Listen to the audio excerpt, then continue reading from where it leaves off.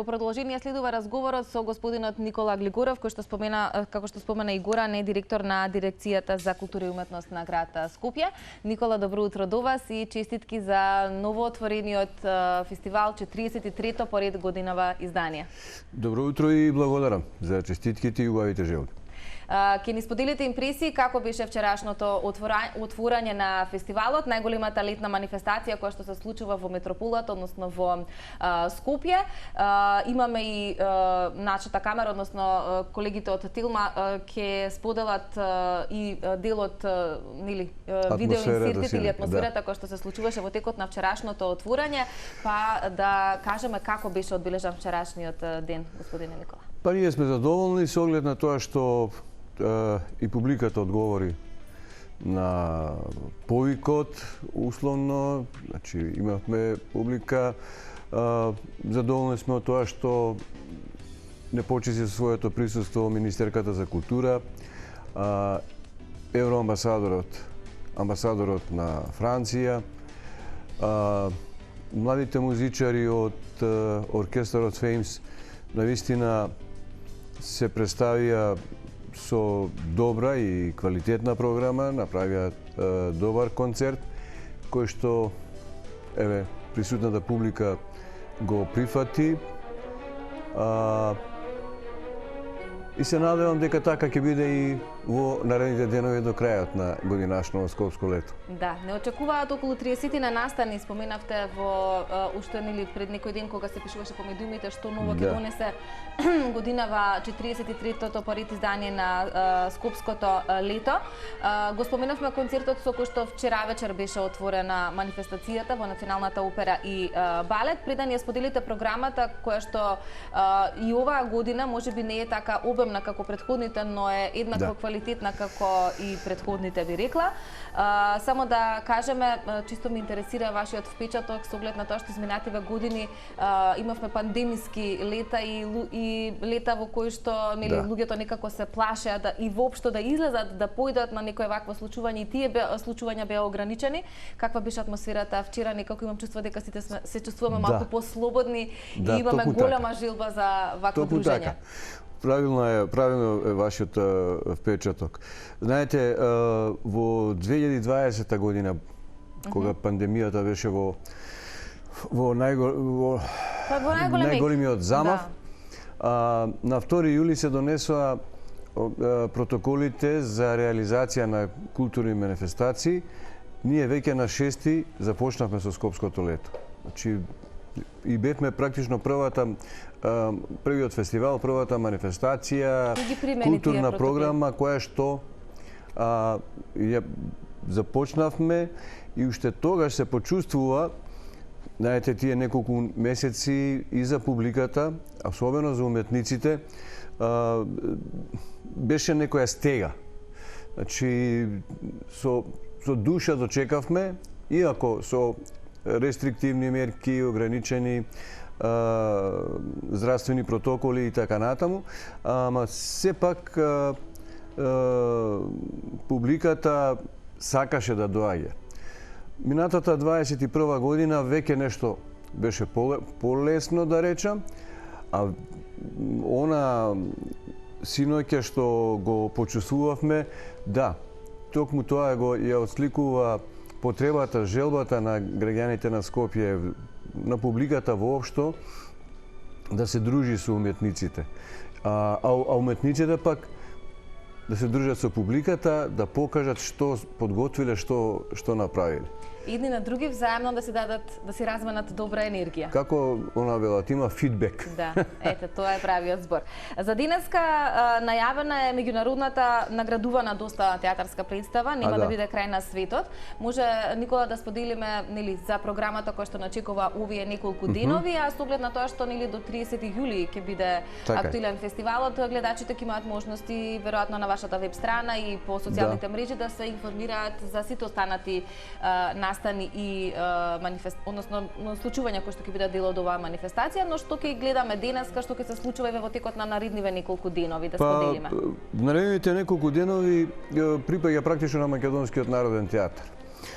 Вечерва е представата Нема да биде крај на светот, која што е копродукцијска представа, македонско босанско-херцеговска представа, односно Македонскиот народен театар со војниот театар од Сараево ја реализира оваа представа. Потоа во четврток е Торонто Експрес, драма која што ќе се игра на малата сцена, и во петок е Последната лента на Крап на Ѓорги Јолевски.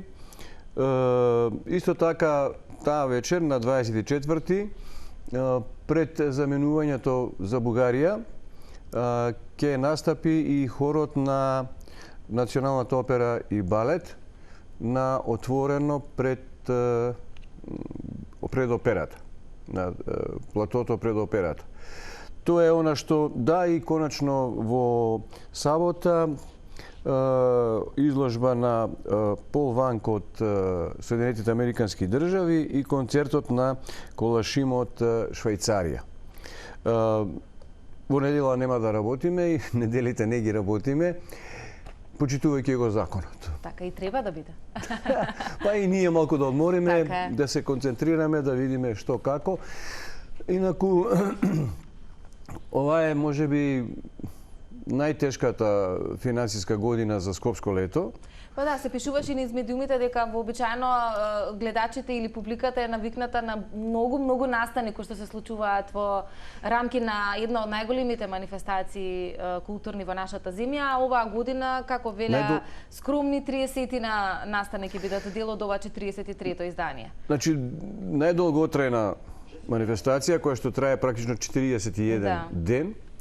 Во годините наназад имавме и по 50-60, можеби повеќе од 60 програмски термини, но не знам зошто и не знам како буџетот, знаете, исто така ова е некомерцијална програма. Да, минатата и годината пред тоа ние наплаќавме некои влезници, меѓутоа тоа беа по толку така символични цени, затоа што моравме на некој начин да ја регулираме публиката, да се знае во капацитетот на гледалиштето беа скратени на 30, на 50% и така натаму. Заради сето тоа, значи сакам да речам дека ова е некомерцијална програма. И затоа поддршката од Министерството и од градот Скопје многу значеше за Скопско лето, за дирекцијата. Меѓутоа, еве, не знам што се случува последниве години, тие средства се намалуваат, а од друга страна публиката реагира и сака да проследува настани. Се обидовме оваа година, иако се помал број на настани, да бидат поквалитетни, 30 се на број, и да се задржи таа мултимедијална димензија на програмата на Скопското лето. Нормално, музиката како што милуваме да кажеме универзален јазик, ја има најмногу, од друга страна заради незината жанровска разновидноста на изведувачките ансамбли и така натаму. Ке има театар, изложби, промоција на книга.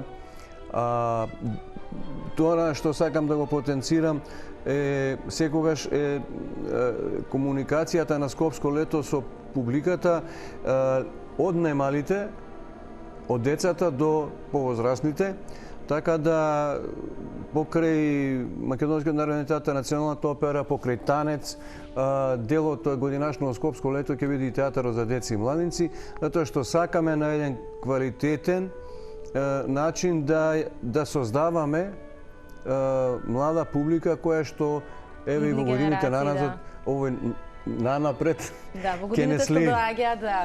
Ќе ги едуцираме правилно. И убаво правите, што ќе биде годинава на минато за нив?